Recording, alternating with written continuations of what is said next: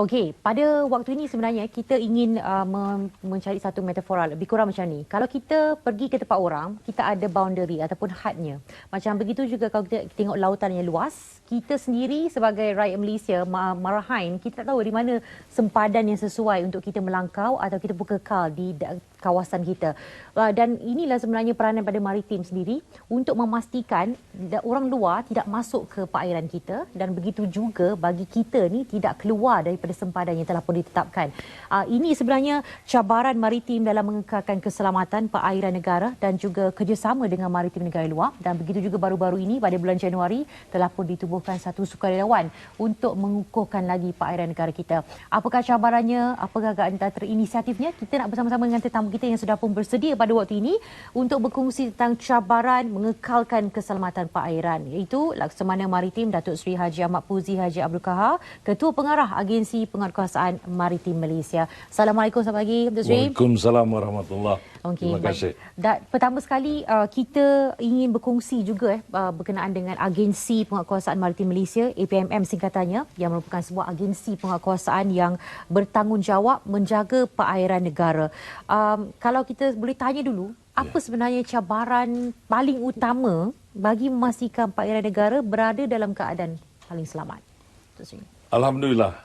Yang pertama sekali, kita perlu memastikan sentiasa perairan kita ini selamat dan sejahtera, di mana masyarakat maritim, bukan saja dalam negara tetapi juga luar negara, dapat melaksanakan aktiviti ekonomi mereka sepanjang masa. Jadi kalau kita tengok daripada perairan kita ini bukan saja cari gali minyak yang menyumbangkan kepada pendapatan negara, begitu juga dengan hasil laut yang menyediakan makanan bagi rakyat jelata. Samping itu juga kita melihat industri pelancongan terus meningkat, dan dengan itu tentunya kita perlu menjaga perairan kita ini sentiasa selamat, sama ada daripada ancaman rompakan di laut ataupun kita boleh cakap perlanunan, maupun daripada segi ancaman yang lebih saya anggap serius pada ketika ini, IS ataupun Daesh, yang merupakan satu ancaman perlu kita tangani dengan begitu rupa supaya ianya tidak akan mengganggu-gugat proses kerajaan untuk terus mempertingkatkan ekonomi rakyat keseluruhannya. So di sini kita amat bersyukur kerana pada hari ini kita telah dapat meletakkan negara kita dalam keadaan selamat sejahtera. Kalau kita mengatakan indeks jenayah di perairan negara dikekalkan di bawah paras 3%, kalau kita bandingkan dengan 12 tahun dahulu, ianya hampir 50% indeks jenayah di perairan negara. So jadi dengan pengukuhan kita memang berhasrat agar pelakuan jenayah apa bentuk sekalipun dapat kita tangani dengan seberapa baik yang mungkin. So dalam hal ini Maritim Malaysia ataupun Malaysia Coast Guard telah pun diluluskan oleh Kabinet pada 29 September yang lalu, di mana kita meletakkan Maritim Malaysia ini atau Malaysia Coast Guard setara dengan Coast Guard antarabangsa yang lain. So, jadi dalam usaha kita mengukuhkan lagi kedudukan, kita telah pun mendapat pengiktirafan, kerjasama, sokongan daripada ramai negara-negara sahabat. Sebagai contoh, kita baru saja menerima 2 buah kapal yang dihadiahkan kepada kita oleh kerajaan Jepun. Ini 2 buah kapal yang besar, ukurannya 90 meter. Lebih kurang 90 meter. Ya. Kedua-duanya boleh membawa helikopter. So, jadi dengan pertambahan aset, bukan saja yang dihadiahkan oleh negara-negara sahabat, kita melihat bahawa kerajaan juga dalam masa yang sama telah pun memperuntukkan sejumlah wang untuk kita membina kapal baru. So dalam pembinaan pada hari ini, insya-Allah 2 buah kapal baru kita akan dapat kita pamerkan semasa 5 ini. Dah telah pun siap dan semalam kita telah meninjau dari udara kapal-kapal ini telah disempurnakan ya. Jentera dan kelengkapan berbagai supaya ia mampu melaksanakan tugas tanggungjawab ini yang mana kita rasa kita merupakan sebuah negara maritim yang perlu mengukuhkan lagi kedudukan kita. Wow. Bagi menjamin keselamatan. Lihat aset, 2 aset terkini ni, 5 nanti dah dilangkaui bulan Mac nanti. Okey, cukup menarik Jadat. Kalau kita melihat kepada aset-aset yang sedia ada, kalau dikumpul-kumpulkan semuanya lah, dah lebih kurang berapa jumlahnya tu? Kalau kita kumpul semua aset penguatkuasaan ni, lebih 300. Ini termasuk kapal 77 buah, tidak termasuk 2 buah kapal hadiah daripada kerajaan Jepun dan 6 yang sedang dibina, 2 akan siap menjelang 5 ini. Selain daripada itu, perancangannya juga 3 buah kapal lagi, kapal jenis offshore petrol vessel, juga dalam perancangan dan akan dibina insya-Allah pada penghujung tahun ini akan mula ya. So, jadi di samping itu juga saya ingin berkongsi bahawa sebelum ini pun kita telah pun menerima 2 buah kapal daripada kerajaan Australia. So, jadi ini pun hadiah kepada kita. Kita juga turut menerima 2 bot laju daripada kerajaan Kanada. So, jadi kalau kita kumpul semua sekali ini, seperti saya katakan tadi, bukan saja kapal, bukan saja bot, bukan saja pesawat seperti kita sedia maklum, 6 buah helikopter dan 2 bombardier. Kita juga mempunyai 12 radar station, iaitu 9 di Selat Melaka dan 3 di Sabah.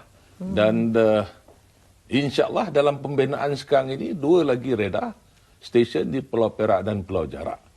Dan perancangan kita juga yang telah dipersetujui oleh kerajaan untuk membina 3 radar station yang sedia ada di Sabah dan ditambah lagi 2 untuk merangkumi kawasan daripada Kota Kinabalu sehingga ke Sandakan. Wow, itu dia. Maritim Malaysia tidak berhenti selesa begitu sahaja dengan pertahanan asetnya, dengan untuk memastikan untuk mengukuhkan perairan negara kita, melihat kepada kerjasama antara negara-negara yang memberikan hadiah dan sebagainya kan. Bagaimana dari segi aspek kerjasama untuk mengukuhkan lagi perairan negara itu sendiri? Alhamdulillah, kalau kita baru ingat ya pada 2 bulan yang lalu, kita dapat membawa balik 8 penjenayah daripada Vietnam, diekstradisi ke negara kita dan dapat kita selesaikan kes ini, di mana mereka ini telah pun dijatuhkan hukuman. Pada hari yang sama mereka jejaki tanah air kita. Dan diberi hukuman 18 tahun penjara 2 orang dan bakinya 6 orang itu diberi 15 tahun ataupun dikenakan penjara 15 tahun dan 5 sebatan. So ini satu kerjasama yang cukup mantap. Bukan saja dengan negara yang kita tidak mempunyai agreement ekstradisi. Malahan ini adalah satu sejarah. Di samping itu juga kita melihat negara-negara jiran kita. Seperti Indonesia, Singapura, Thailand dan banyak negara-negara serantau yang sama-sama membantu dalam capacity building, pertukaran maklumat, pertukaran perisikan. Malahan dalam kes Okim Harmony ini, daripada maklumat yang kita perolehi daripada sistem komunikasi yang digunakan mereka, kita dapat berkongsi dengan rakan kita di Indonesia, khususnya di Batam dan juga di Jakarta. Ya. Dan kita dapat menangkap lagi 5 orang. Wow. Ya, itu atas kerjasama. So dalam usaha-usaha kita ini, kita melihat banyak negara menyumbangkan bukan saja tenaga pakar, tetapi juga material. Saya ingin berkongsi Amerika Syarikat sebagai contoh telah pun meluluskan sejumlah 5.8 juta Australian dollars, ya, untuk tujuan melatih pegawai-pegawai kita bersama-sama dengan pegawai-pegawai di rantau ini, khusus dalam bidang penguasaan maritim. So, jadi kita sentiasa ada bantuan-bantuan dan dalam negara juga saya ingin perkatakan kerjasama kita dengan Universiti Kebangsaan sebagai contoh dalam hal-hal forensik. Kita dah mengukuhkan kedudukan kita dan kita dapat melatih bukan saja rakan-rakan kita, rakan-rakan serantau negara Asia Tenggara, tetapi juga kita telah melangkaui sehingga ke benua Afrika. Wow. So baru ini saja kita telah melatih pegawai-pegawai daripada Kenya, Tanzania, daripada Seychelles, Djibouti, begitu juga daripada Oman. So jadi ini satu perkembangan yang mana kita dapat meletakkan pusat latihan kita, khususnya Akademi Maritim Sultan Ahmad Shah di Gebeng, setara dengan pusat-pusat latihan Coast Guard di dunia. Wow. So, jadi kita sedang berbincang dengan kerajaan Jepun juga untuk kerajaan Jepun menyumbangkan simulators. Ya, ini keperluan bagi latihan, ya. So, jadi dalam masa yang sama juga kita menerima the mobile team training. Bukan saja daripada Amerika Syarikat, bukan saja daripada Australia, begitu juga mobile team training daripada Jepun. Wow. So, ramai pegawai kita yang dilatih di seberang laut sana untuk mendapatkan the latest state of the art with regard to enforcement. Wow, itu dia. Dalam kita tahu bahawasanya cabaran itu tetap ada, ya. Dan pastinya walaupun dah banyak diturun daripada 50% sehinggalah sekarang ni 3%, 3% ni pun diusahakan untuk pastikan kalau boleh kosong. Tetapi kita tahu juga bahawasanya ada hari yang cukup istimewa pada 15 Februari 2017 nanti akan Badan Maritim Malaysia akan menyambut ulang tahun yang ke-12. Okey, jadi pasti ada satu sandaran harapan yang ingin diberikan dan mungkin ada satu acara khas yang akan diadakan nanti pada 15 Februari nanti. Ya, seperti seperlunya kita mengadakan perbaikan, ya. Sempena hari ulang tahun kita yang ke-12. Alhamdulillah, yang berhormat Menteri yang bertanggungjawab kepada agensi, iaitu Datuk Seri Dr. Syahidan Kasim akan hadir, dan tentunya jemputan-jemputan daripada ketua-ketua jabatan yang lain juga dijemput sama. So dalam kita melangkaui usia 12 tahun ini, saya ingin menyatakan ucapan terima kasih kepada pucuk pimpinan negara yang sentiasa menyokong, memantapkan lagi kemampuan kita. Perancangan kita memang telah kita sediakan sehingga tahun 2040. Our blueprint until 2040.